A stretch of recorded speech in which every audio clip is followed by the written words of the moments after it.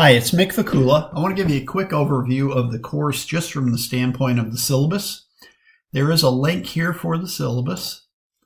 And if we go there, you can see it's cut and pasted into the window, but for ease of printing, we also have included a file copy of that in PDF. And that'll open another window here for you to look at.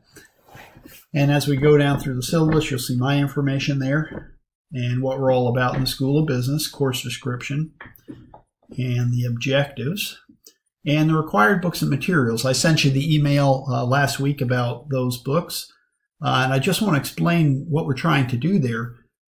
We've got 5 different books, and they're not traditional textbooks. So it's not the kind of thing where you read all the information and try to memorize it all and then regurgitate it back onto an exam or something like that. These are more along the lines of popular press books written by relatively famous business professors and other people who've come up with either very unique ideas that have been very well received, or they've worked in industry somewhere and experienced the ideas that they share. So one of those is Michael Porter, and he's one of the most famous business professors ever to exist, and probably the most prolific and successful author in the business world. His ideas are more well received than any other ideas that are out there. Richard Vermelt teaches at UCLA. He wrote a book called Good Strategy, Bad Strategy, a very interesting perspective on a lot of different companies and organizations out there, and different perspective on what constitutes good and bad strategy. So I think you'll find that one interesting. Harvard Business Review's 10 Must-Reads on Strategy. That's a compendium of various articles that people feel are critically acclaimed over time. We'll intersperse those throughout the course. Great by Choice, Jim Collins, Morton Hansen. Jim Collins is famous for writing Good to Great many years ago, and he followed that with another book which is very good as well, Great by Choice, and we'll read through that. Creativity Inc. is our case study where we'll look at Pixar Pictures and what that's all about, how it developed, and what it actually culminated into, which was a company that got bought by Disney for $7.3 billion. So a very interesting story there, and that'll get us into innovation with regard to strategy. When we look at our course schedule, you can see that there's a module that corresponds to every week in the course. Each module is broken into 2 lessons. So basically on a Monday, we would take care of those activities, and then by Thursday take care of the activities on the right there. So basically, if you have a discussion question assigned to you to answer, you would do that on a Monday or a Thursday. And then if you answer the question on a Monday, you would also go in and read what other people wrote and gave for their answers to questions. And then before Thursday, you would be required to provide a reply to what those answers are that have been posted. So you've got basically 3 days to do replies to what other people write in the course.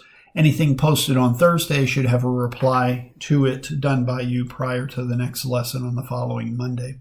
So that's kind of the structure of the course, set up Mondays and Thursdays to do various assignments.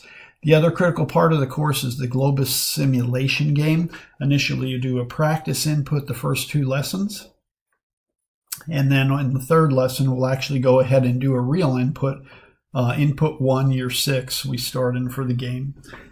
And you do 10 inputs throughout the course to get a good flavor for how a business operates in that simulation perspective. So I've highlighted all those input dates in blue. The inputs for Globus are always due by 11:59 p.m. on that particular date. Now, if you miss an input for some reason, it's not a catastrophe, because the game simply takes what you input the prior time and uses those to run the game. But it's important to recognize that after 11:59 p.m., the game will run with whatever data is in there. You can't go back in and make up a particular input. With regard to assignments in the course, you will take a major field test, which is put out by the Educational Testing Service. We do not administer that exam. You'll have to take that by using the ProctorU online proctoring service, unless you're able to come to the USC Aiken campus. If you can do that, we can set you up with a computer on campus without any proctoring service being necessary. The Globus simulation game, where 30% of your grade The rank that you have at the end of the game, how well you did relative to other competitors, will earn you 10% or more, or excuse me, not more, but 10%. There's quizzes that you need to take on time as listed above in the course schedule. That accounts for 10% of the grade. 3-year strategic plan, 10% of the grade also, and there's a particular date on which that strategic plan is due. All these things are done within the business simulation game platform itself. Discussion, questions, answers, 20%, replies, 10%, accounts for 30% of the grade. So in this particular course, discussion is an integral part of what we do. So most of your activity when you're not playing the business simulation game will be in the discussion forum area. And then at the end of the course, final project presentation. That's basically how you did in the business simulation game. And there's a format within the game that explains how to put that presentation together. We have a couple extra things we add to it for our purposes here at USC Aiken. Those assignments are all explained here in a little more detail.